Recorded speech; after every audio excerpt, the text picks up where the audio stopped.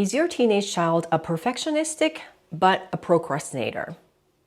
If so, how do you explain this contraindicating phenomenon? And better yet, how is this even related to the teen's chronic pain and unexplained physical symptoms? Hi there, my name is Dr. Lee, a pediatric health psychologist specializing in helping teens with chronic unexplained physical symptoms such as chronic pain, functional neurological disorder, to conquer their conditions so that they can reclaim their life and get back to the activities they love.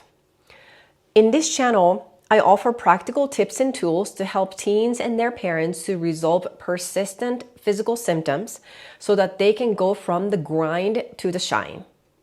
If you are a parent of a teenage child who struggles with chronic pain, such as headaches, migraine, stomach pain, then I do have a free PDF parenting guide on simple yet effective 8 tips you can implement today.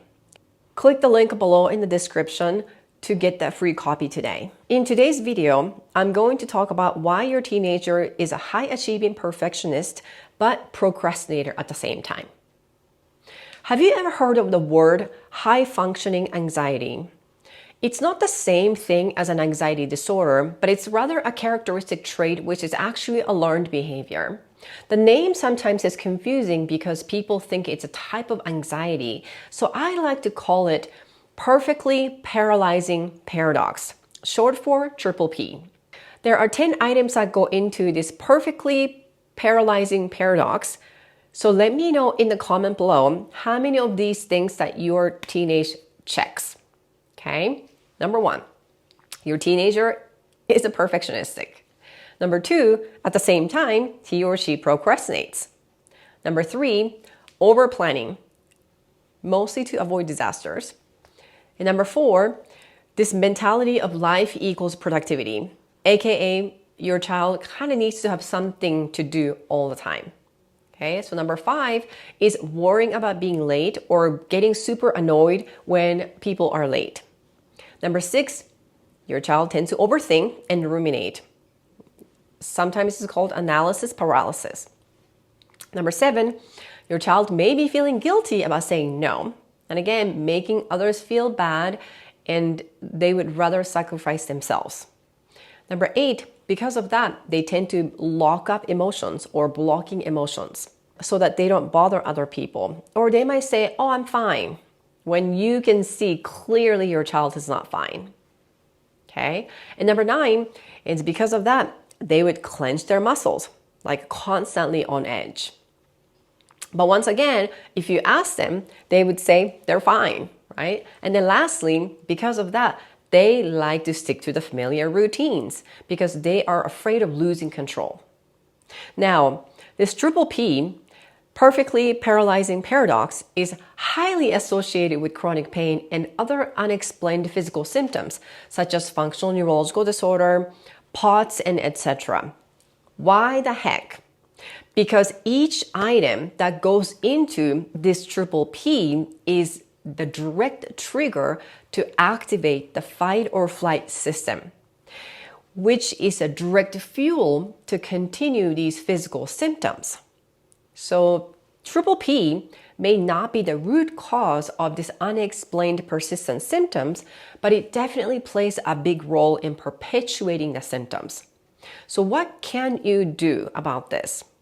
So you can teach your teenage child to embrace making mistakes. I would call it is a power of imperfection. And you know this, right? Because a perfectionism is really a sign to mask one's insecurity or flaw. It's not the same thing as a teenager who is aiming for high achieving or striving for better or striving for improvement. That is not the same thing as this I must be perfect mentality. Okay? So number 2, you can also encourage your child to apply anything with curiosity and self-compassion.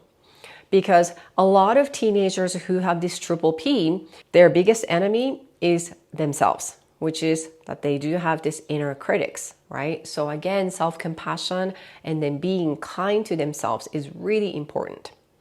And then you as a parent, what you could do is to be a good listener as a parent. So validate, listen, try to understand where they're coming from.